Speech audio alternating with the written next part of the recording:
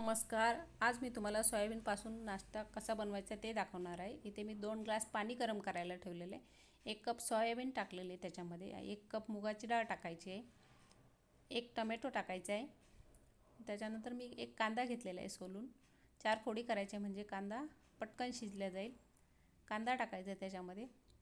2 लाल मिरच्या टाकायच्या आहे. त्याच्याऐवजी तुम्ही हिरव्या मिरच्या पण टाकू शकतात आणि 15 मिनिटं शिजून द्यायचे. मीठ टाकायचे थोडंसं आणि 15 मिनिटं शिजून द्यायचे आणि थंड गॅस बंद केलेला आहे मी.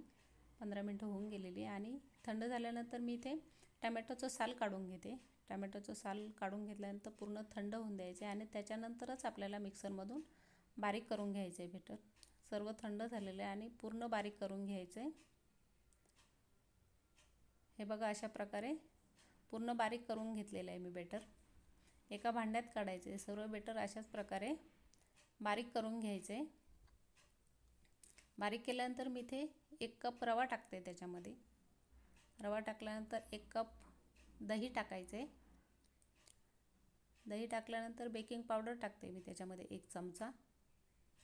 चवीनुसार मीठ टाकायचे. अगोदर मीठ टाकलेलं आहे त्याच्यामुळे प्रमाणातच मीठ टाकायचे आणि सर्व बेटर मिक्स करून घ्यायचे. 5 मिनिटं छान असं मिक्स करून घ्यायचे. म्हणजे बेटर आपलं चांगलं फुलल्या जाईल आणि भिजेल पण थोडंसं. त्याच्यामुळे छान असं मिक्स करून घ्यायचं. एका साईडला मी इथे आप्यांचं भांडं ठेवलेलं आहे गॅसवर. गॅस लो ठेवायचा आहे आणि लो गॅसवर मी इथे तेल लावून घ्यायचं आहे म्हणजे चिपकणार नाही आहे.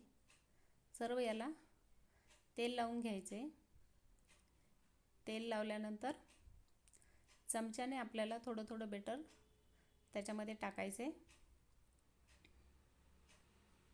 अतिशय पौष्टिक असा नाश्ता तयार होतो. सर्व याच्यात टाकून द्यायचे आणि 8 ते 10 मिनटं झाकण ठेवायचे. लो गॅस ठेवायचा आहे. 8 ते 10 मिनटं झालेले आहे. बघूया आपण. हे बघा, छान असा कलर आलेला आहे. अतिशय पौष्टिक आणि छान असे आप्पे तयार झालेले आहे. सर्व आप्पे पलटून द्यायचे.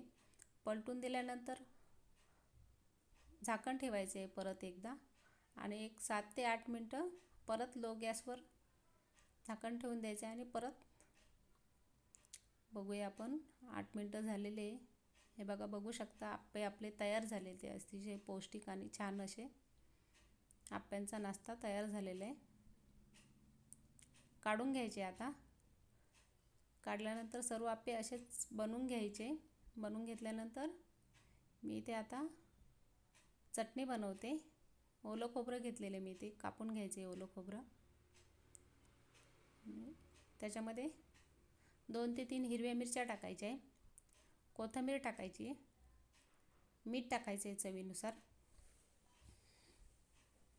पाणी टाकायचं आहे थोडंसं बारीक करून घेण्यासाठी आणि पूर्ण बारीक करून घ्यायची.